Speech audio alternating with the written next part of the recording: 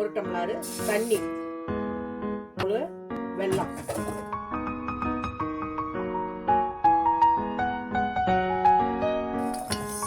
சர்க்கரை பாவு இந்த அளவுக்கு இருந்தா போதும். முந்திரி பருப்பு இதையும் போட்டுக்கணும். தேங்காயை நெய்யில் வதக்கணும்.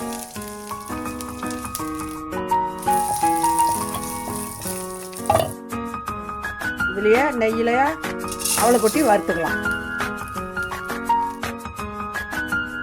இந்த வறுத்துக்கு வரும்போது பால் ஊற்றிக்கலாம்.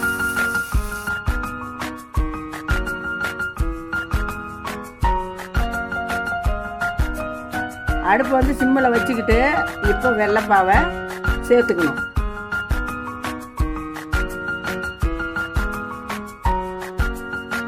நுணுக்குன ஏலக்காயை சேர்த்துக்கணும். வறுத்து வச்சா முந்திரி தேங்காய். அடுப்பை ஆஃப் பண்ணிக்கலாம். அவளும் பாயாசம் ரெடி. வாங்க குடிக்கலாம்.